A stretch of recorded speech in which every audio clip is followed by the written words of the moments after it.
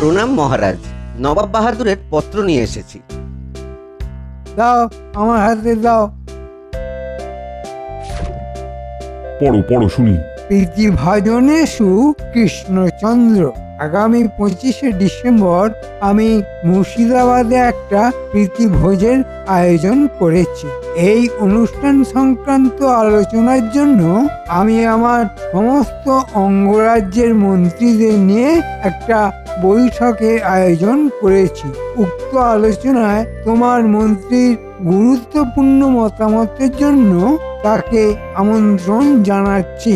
আগামীকাল আমাদের আলোচনা সভায় তোমার মন্ত্রী যেন মুর্শিদাবাদে উপস্থিত থাকে। আর ওই 25শে ডিসেম্বর এই বিশেষ দিনে তুমি এবং তোমার সভাসদদের আমার মুর্শিদাবাদে আমন্ত্রণ রইল। বাহ বাহ বাহ বাহ, 25শে ডিসেম্বর, তাহলে নবাবী খানা। দেখেছেন মহারাজ নবাব বাহাদুরের দূরদৃষ্টিটা? দেখুন, উনি আমাকে ওনার আলোচনা সভায় আমন্ত্রণ জানিয়েছেন। খুব ভুল করেছেন। দূত, তুমি নবাব বাহাদুরকে গিয়ে জানিয়ে দাও আমার মন্ত্রী নির্দিষ্ট দিনেই মুর্শিদাবাদ চলে যাবে। প্রণাম মহারাজ। নাও নাও মন্ত্রী, তুমি মুর্শিদাবাদ যাবার তোড়জোড় করো। তুমি কৃষ্ণনগরের প্রতিনিধি হিসাবে যাচ্ছ, তোমার সম্মানই আলাদা। আমি এই কৃষ্ণনগরের মান মর্যাদার রক্ষার দায়িত্ব নিয়ে নবাব বাহাদুরের সাথে আলোচনায় বসবো মহারাজ। সাধু সাধু। গোপালকে একেবারেই বাদ দিতে হবে, যাতে ও নবাব বাহাদুরের সভায় না যেতে পারে। কিছু একটা উপায় বার করতেই হবে।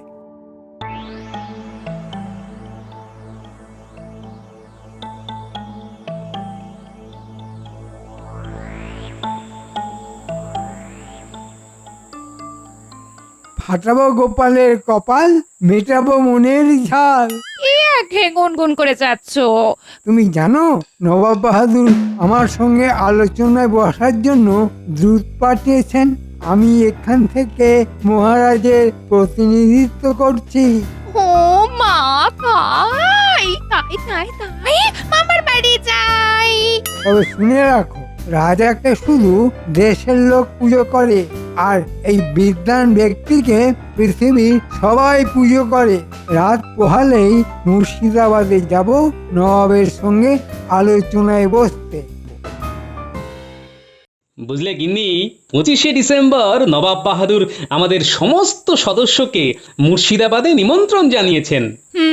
তা শুনে আমার কি হবে বলো? হ্যাঁ, নবাব তো আর সবার বউদের নিমন্ত্রণ করেনি। হ্যাঁ, না তা অবশ্য করেননি, কিন্তু ওই একটা কথা আছে না, ওই পতির পুণ্যে সতীর পুণ্য। অতি চব্যতস্য খাবে আর সতী শূন্য পেটে থাকবে, তা হবে না। হ্যাঁ, তোমরা খাবে আর আমরা দেখবো আর মুখে বলবো অতির পুণ্যে সতীর পুণ্য, আমাদের পেট কি থাকবে শূন্য? হ্যাঁ, তোমার এই অকাট্য যুক্তি মহারাজকে কালকে আমি নিবেদন করব। দেখি মহারাজ কি বলেন। ধন্যবাদ গো।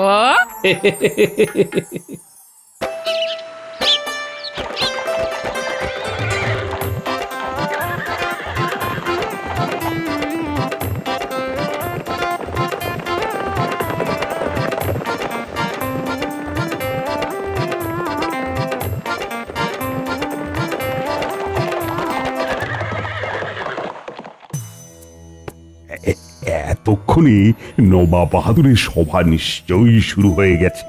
মহারাজ, একটা কথা নিবেদন করব। কি কথা?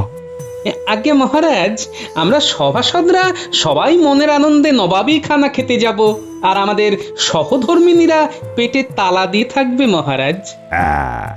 কথাটা তুমি মন্দ বলনি, কিন্তু নবাব বাহাদুর তো আমাদের সভাসদদের বলেছেন। কিন্তু আমরাও তো 25শে ডিসেম্বর আমাদের মতন করে পালন করতে পারি। একদিনে দু জায়গায় কি করে অনুষ্ঠান আয়োজন করা যাবে গোপাল? এটা তুমি কিরকম বোকার মতন কথা বললে না? আরে বাবা, 25শে ডিসেম্বরেই যে অনুষ্ঠানটা করতে হবে তার তো কোনো মানে নেই। 25শে ডিসেম্বর উপলক্ষে আমরা অনুষ্ঠানটা 26শে ডিসেম্বরও করতে পারি। তা পারি, নিশ্চয়ই পারি। এবং এটা নিয়ে আমি আজ রাতেই তোমার রানীমার সঙ্গে কথা বলবো। এই কথার উপর আর কি কথা বলা যায় নবাব বাহাদুর? খুব উত্তম কথা, আমি সহমত জানাই। আমিও সহমত জানাচ্ছি নবাব বাহাদুর। আমারও না নেই নবাব বাহাদুর। তাহলে তোমরা সব একমত তো? আমার ছোট্ট একটি নিবেদন আছে নবাব বাহাদুর। আবার কি হলো তোমার? দেখুন নবাব বাহাদুর, আপনার সভায় সাহেবরা আসবেন, সাহেবদের সঙ্গে আমাদের সকলের পরিচয় করিয়ে দেবেন। এটা খুবই ভালো প্রস্তাব, কিন্তু আমাদের মধ্যে একমাত্র ছানা কেটে দেবে যে গোপাল। কি রকম ছানা কাটবে একটু বলে দাও। দেখুন, এই সভায় আমরা যারা আছি তারা প্রত্যেকেই সুন্দর, সুসভ্য, মার্জিত, ভদ্র মানুষ। আপনার সভা উজ্জ্বল হয়ে উঠবে আমাদের দেখে। তার মাঝে গোপাল যদি আসে তাহলে কিরকম ছানা কেটে যাবে বলুন তো? কৃষ্ণনগরের মন্ত্রী একদম ঠিক কথা বলেছে নবাব বাহাদুর। আর ওর ওই বিদঘুটে ভুঁড়ি দেখে সাহেবরা হাসাহাসি করবে। এটা নবাব বাহাদুরের পক্ষেও খুব মঙ্গলজনক হবে না। হ্যাঁ হ্যাঁ হ্যাঁ হ্যাঁ, হ্যাঁ, ঠিক ঠিক। ওকে নিমন্ত্রণ করাটাই হবে আমাদের ভীষণ বড় ভুল। আমাদের মূল লক্ষ্য সাহেবদের সন্তুষ্ট করা। সেটাকে লক্ষ্য রাখলে গোপালের মতো কদর্য টাকলা মূর্খ একজন মানুষকে না বলাই উচিত নবাব বাহাদুর। সবই তো বুঝলাম উজির, কিন্তু এই কথাটা বলবো কি করে? নবাব বাহাদুর, ওটা আমার ওপর ছেড়ে দিন, আমি পরিষ্কার বলে দেব। নবাব বাহাদুরের নিমন্ত্রণ রক্ষা করতে হলে যাদের ঢেউ খেলানো চুল আছে তারাই একমাত্র নিমন্ত্রণ রক্ষা করতে যাবে। ব্যাস হয়ে গেল। কৃষ্ণনগরের মন্ত্রী বিচক্ষণ, তিনি কি সুন্দরভাবে সমস্যার সমাধান করে দিলেন। হ্যাঁ ও কি আনন্দ যে হচ্ছে, বলে বোঝাতে পারবো না। সবাই একেবারে আমায় ধন্য ধন্য করছে। ঠিক আছে, তোমাদের সকলের যা ইচ্ছে তাই হোক। অবশেষে জিতলাম, কি যে আনন্দ হচ্ছে। এই প্রথমবার গোপালকে একটু প্যাঁচে ফেলতে পেরেছি। বুঝলে রানী, গোপাল আজ সভায় একটা প্রস্তাব রেখেছে আমার কাছে। কি প্রস্তাব মহারাজ? বড়দিনে আমাদের তো নবাব বাহাদুরের কাছে নিমন্ত্রণ আছে, আমরা তো যাবই। তা গোপাল গিন্নি বলেছে তারা কেন নিমন্ত্রিত হবে না। ঠিকই তো বলেছে। আমরা যদি আপনাদের অর্ধেক হই তাহলে তো আমাদেরও বলা উচিত মহারাজ। এটা আপনাদের নবাব বাহাদুরের এক চোখমি। আমি বলেছি যে বড়দিনের উৎসব আমিও করব, তবে দুদিন পরে আমার রাজ্যে। তুমি হবে তার মূল উদ্যোক্তা। ঠিক আছে, খুব ভালো প্রস্তাব। আমার তরফ থেকে প্রত্যেক সভাসদদের বাড়ির গৃহকর্ত্রীদের কাছে নিমন্ত্রণ পত্র চলে যাবে মহারাজ। তার মানে আমার আবেদন মঞ্জুর হলো। হলো।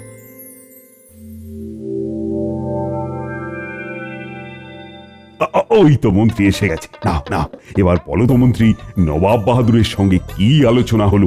আলোচনা খুব ভালোই হয়েছে মহারাজ। নবাব বাহাদুর আমাদের রাজসভার সব সদস্যদের আমন্ত্রণ জানিয়েছেন বড়দিন উপলক্ষে। কিছু ইংরেজ সাহেবও আসবেন, তাদের সবার সঙ্গে আমাদের পরিচয় করিয়ে দেবেন বলে এই আয়োজন। নবাবী খানা, কতদিন খাইনি। আমি শাকাহারী মহারাজ, আমার তো যাওয়া হবে না। কেক তো ডিম দিয়ে তৈরি হয়, আমি তো আবার ডিম খাই না।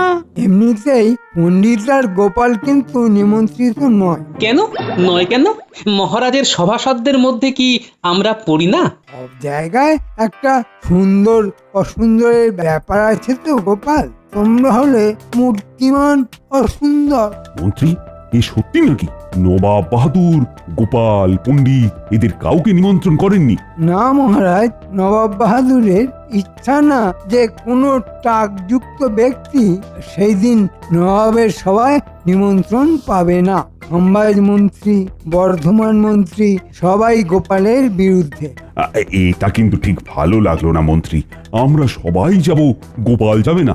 আরে মন্ত্রী মশাই, আমার কথাটা বাদ দিলেন কিভাবে? আমারও তো চুলে টাক থুরি থুরি, টাকের চুল নেই। আমার টাকটা নজরে পড়েনি না? আমাকে সভাসদ হিসেবে মনে করেন না মন্ত্রী মশাই? এটা ঠিক ভালো লাগলো না মন্ত্রী মশাই। আমরা সবাই যাব, গোপাল যাবে না, এটা ঠিক ভালো দেখায় না। আমার কিছু যায় আসে না। পণ্ডিত শাকাহারি বলে যেতে পারছে না, আর আমি থাকবো না বলে যেতে পারবো না। কেন? আপনি আবার কোথায় যাবেন? আমার এক ভক্তের নাতি হয়েছে, তার ভাগ্য গণনার জন্য আমাকে সেই পশ্চিমে যেতে হবে। আর তাছাড়া আমার তো গোপালের মতো মাথা ভর্তি টাক, সুতরাং নবাবের দরবারে নিয়ম অনুযায়ী যেতে পারবো না। এ নিশ্চয়ই মন্ত্রী মশাইয়ের কারসাজি। মন্ত্রী মশাই আমাকে পছন্দ করেন না, তাই নবাব বাহাদুরকে ভুজিয়ে ভাজিয়ে আমার যাওয়াটা বন্ধ করলেন। ঠিক আছে মন্ত্রী মশাই, আপনি তো আমাকে ভালো করেই চেনেন। আমি যাব, কিভাবে যাব সেটা দেখছি। মন্ত্রীমশাই, এ কেমন যুক্তি আমার মাথায় এলো না। চুল নেই বলে সে নিমন্ত্রিত হবে না, এমন উদ্ভট কথা তো আমি প্রথম শুনলাম। ধরুন যদি আমি ডিমকে দাম শাকাহারি না হতাম, তাহলে আমারও প্রবেশ নিষিদ্ধ? কি হাস্যকর ব্যাপার! মহারাজ, আমি একটা কথা নির্ভয়ে বলতে পারি মহারাজ। হ্যাঁ হ্যাঁ হ্যাঁ, পারো। আসলে কিছু ভাঁড়কে নবাব বাহাদুর আমন্ত্রণ জানিয়েছিলেন। তা ভাঁড়েরা যা কাজ করে তারা তাই করেছে, কিন্তু আমি তো তা নয়। আমি তো গোপাল ভাঁড়, আমার কাজ লোক হাসানো। কিন্তু মন্ত্রী হয়েও যারা লোক হাসান তাদেরকে কি বলা হয় সেটা একটু ভাবুন মহারাজ। গোপাল, তুমি আমাদের ভাঁড় বললে? তাহলে তুমি কি পেট মোটা, মাথায় চুল নেই, একটা কদর্য কদাকার দেখতে ভাঁড় গোপাল, আবার আমায় ভাঁড় বলে? মহারাজ, মন্ত্রী এই মুহূর্তে আমাকে ব্যক্তিগত আক্রমণ করছেন এবং আপনি শুনছেন। আজ এই মুহূর্তে আমি এই সভা ত্যাগ করলাম। প্রণাম মহারাজ, আমি আজকের মতন আসি। সাবাস গোপাল, মুখের উপরে কথা বলার ক্ষমতা সবার থাকে না। এই মন্ত্রী, তুমি কিন্তু গোপালকে খুব খুব খারাপ ভাষায় কথা বললে। যে যে ভাষা বোঝে তাকে সেই ভাষাতেই কথা বলতে হয় মহারাজ। কি যে আনন্দ হচ্ছে, বলে বোঝানো যাবে না। এতদিনে একটা যোগ্য জবাব দিতে পেরেছি, এই জন্য আজকে 3 মুঠো ভাত বেশি খেলাম। এই অপমানটা ঠিক নিতে পারলাম না মন্ত্রী মশাই। একটা কথা গর্বের সঙ্গে বলতে পারি, আমার বুদ্ধির সিকিভাগ বুদ্ধিও আপনার নেই। আমি বড়দিনে নবাব বাহাদুরের আমন্ত্রণে যাব, এবং তারপর যেটা হবে সেটার জন্য আপনি প্রস্তুত থাকবেন মন্ত্রী মশাই। ইট মেরেছেন, এবার পাটকেল খাবার জন্য প্রস্তুত থাকুন। গোপাল আমার বাড়ির সামনে দাঁড়িয়ে কেন? নিশ্চয়ই কিছু বলবে বলেই দাঁড়িয়ে আছে। ওই তো বিজ্ঞানী আসছে। কি গোপাল, কিছু বলবে? বিজ্ঞানী, টাকে চুল গজানোর ব্যাপারে আপনার কোনো আবিষ্কার আছে? না গোপাল, এখনো আমি সেই রকম কিছু আবিষ্কার করতে পারিনি। তাহলে উপায় কি? আমার কাছে একটা নকল চুল আছে, মাথায় পড়লে একেবারে ঢেউ খেলানো বাবরির চুল মনে হবে। ওটা আমার লাগবে বিজ্ঞানী। আমিও চাই তুমি এর যোগ্য জবাব দাও। সে তো দেব বিজ্ঞানী, আমায় যতখানি অপমান করা হয়েছে তার 3 গুণ ফেরত দেব। আচ্ছা, ঝরে যাবার মতো কোনো তেল আপনার কাছে আছে? সেটা আছে, ওটা মাথায় পড়ার কয়েক দণ্ডের মধ্যেই মাথার চুলগুলো ঝরে যাবে। চিরকালের মতো? না, চিরকালের জন্য নয়, আবার দিন 7 পরে চুল উঠবে। আমি ভেবে ফেলেছি আমার অপমানের জবাব কিভাবে নেব। তোমার অপমান আমারও অপমান গোপাল।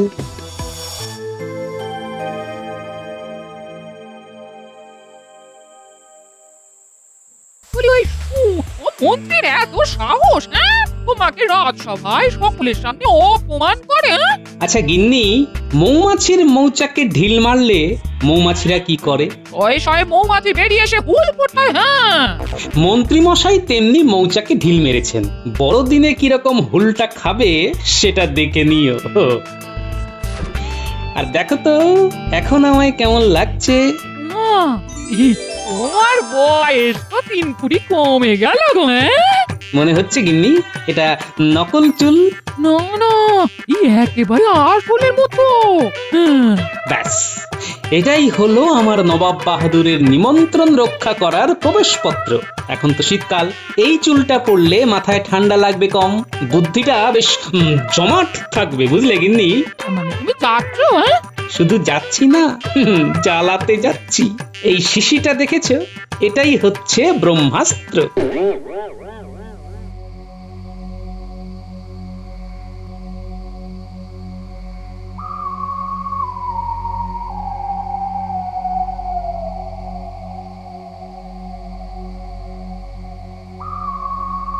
মহারাজ এখন চিন্তা করে আর কি করবেন মহারাজ? সব কাজ ভেবে করতে হয়। আপনি তখনই আপনার মন্ত্রী মশাইকে বলতে পারতেন যে গোপালকে ওইভাবে অপমান করো না। বিষয়টা এত তাড়াতাড়ি ঘটে গেল যে মাথাতেই কিছু এলো না। রানী, আমার নবাব বাহাদুরের বড়দিনের উৎসবে নিমন্ত্রণ রক্ষা করতে যেতে মোটেই ইচ্ছে করছে না, কিন্তু কূটনৈতিক ব্যাপার, না গেলে ওটা আমার কৃষ্ণনগরের জন্য খারাপ হয়ে যাবে। নবাব বাহাদুরের তো রোষানলে পড়ে যাব, নইলে না এই গোপাল ছাড়া আমার মুর্শিদাবাদ যেতে মোটেই ইচ্ছে করছে না। আমার দৃঢ় বিশ্বাস মহারাজ, গোপাল একটা কিছু অঘটন ঘটাবেই, দেখবেন। আমিও তাই জানি, গোপাল নিজের বুদ্ধি বলে নবাব বাহাদুরের নিমন্ত্রণ রক্ষা করতে যাবে। আমার বিশ্বাস আছে, আপনি নিশ্চিন্ত থাকুন। নবাব বাহাদুরের সভায় গোপালকে আপনি দেখতে পাচ্ছেন, এটা আমার মন বলছে।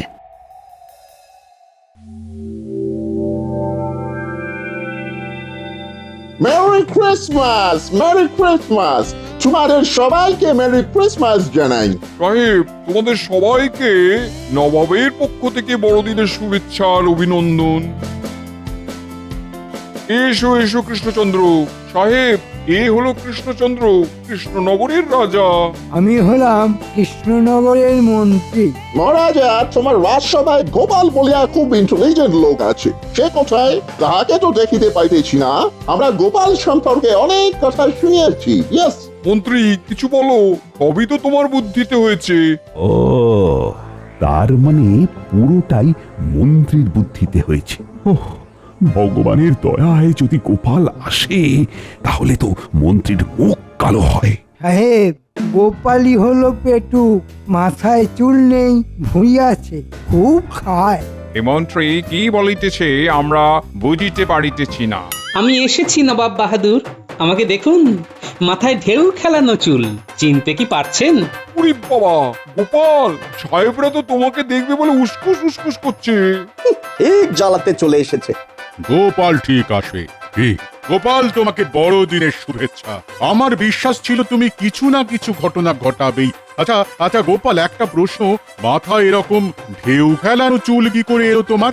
এই তেলটার জন্য খাম্বাজরাজ, আয়ুর্বেদিক তেল। এই কালো রং চিরকালের জন্য মাথায় রয়ে গেল, চুল আর পাকবে না। নবাব বাহাদুর, এইবার যিশুর নামে একটা কেক কাটা হোক। আমরা ক্রিসমাস সেলিব্রেট করি, তারপরে আমরা গোপালের সহিত কথা বলিবে। ভেতরের ঘটনাটা কি গোপাল? ক্রমশ প্রকাশ্য মহারাজ, আগে কেক কাটা হোক, খাওয়া দাওয়া হোক, তারপর আমার ম্যাজিক দেখবেন। আরে ম্যাজিক আর কি দেখাবি? তোমার মাথায় তো চুল নেই, এটাই তো একটা বড় ম্যাজিক। গোপালের সাথে ঝগড়াঝাটি আমি মিটিয়ে ফেলি, ওর সঙ্গে একটু মোলায়েম ব্যবহার করি। ওই তেলটা আমার দরকার। গোপাল, আমি না খুব খুশি হয়েছি। তা তো বুঝতেই পারছি মন্ত্রী মশাই, খুশিতে আপনার মুখটা কেমন ওই আমশির মতো চুপসে গেল, সে সব দেখছি। তোমার সঙ্গে একটু কথা আছে গোপাল। আপনার সঙ্গে কিছু কথা আছে মন্ত্রী মশাই। কেক কাটা হোক, খাওয়া দাওয়া হোক, তারপর জমিয়ে আড্ডা হবে, কেমন? আমার মাথার চুলগুলো পাক ধরেছে। গোপালের ওই তেলটা যদি পাওয়া যেত। আচ্ছা গোপাল, তুমি ওই তেলটা পেলে কি করে? সে এক কাহিনী উজির, এটা আমায় ওই শান্তা দাদু দিয়েছে। Human Santa Claus. হ্যাঁ সাহেব, আমার চুল নেই বলে বড় দুঃখ। শুনেছিলাম বড়দিনের আগে রাত্রে বেলা শান্তা দাদু থলি কাঁধে ঘোরাঘুরি করে, আর অভাবে মানুষের অভাব মেটায়। মন্ত্রী মশাই যখন বললেন নবাব বাহাদুর চুল ছাড়া ঢুকতে দেবেন না, তখন বড় কষ্ট হলো। মনে মনে শান্তা দাদুকে জানালাম, আমার মাথায় কুচকুচে চুল দাও। কাঁদতে কাঁদতে শুয়ে পড়েছি। যাহার পর কখন ঘুমিয়ে পড়েছি, ঘুম ভাঙলো একটা আলোর মধ্যে। দেখি মাথার কাছে এই শিশি, আর এই কাগজে লেখা আছে ইংরেজিতে হেয়ার অয়েল। আমি তো মূর্খ মানুষ, খুব ছোটবেলায় হেয়ার মানে শুনেছিলাম চুল, অয়েলটা শুনেছি বড় হয়ে। মিলিয়ে দিলাম দুটোকে, চুলের তেল। তারপর শান্তা দাদুর জিনিস কি খারাপ হতে পারে? No, never. ভগবানের নাম করে নিলাম মেখে। তারপর ঠিক 5 মিনিট ঠিক এই রকম চুল। আমার গিন্নি তো ভয় পেয়ে গেল, তাকে বোঝালাম এটা শান্তা দাদুর দেওয়া। Wow, amazing. গিন্নিও মাথায় মেখে নিল, সাথে সাথে চুল কি চকচক করে উঠলো। গোপাল ওই তেল আমায় দাও বলছি, দাও। ভাই গোপাল, তুমি আমাকে দাও। গোপাল, ওরা দুজন কিন্তু ওই তোমার বিপক্ষে কথা বলেছে। আর আপনি কি সপক্ষে কথা বলছিলেন? এটা গোপালের একটা গল্প, গল্পটার মধ্যে কিছু মজা আছে, আর আমার কর্তব্যমন্ত্রী সেটাই বিশ্বাস করেছে। দেখি এবার মন্ত্রীর ভাগ্যে কি আছে। গোপাল গোপাল, আমার খুব ভুল হয়ে গেছে গোপাল। তোমার ওই চুলের তেলটা আমার দরকার, আমার মাথায় পাক ধরেছে, মানে আমার মাথার চুলে পাক ধরেছে। আমারও ওই মাথার পাগড়ি খুললে অনেক পাকা চুল দেখতে পাবে। এই শিশিতে তিনজনের মতোই আছে, আপনারা তিনজন ভাগাভাগি করে মেখে নিন। দাও।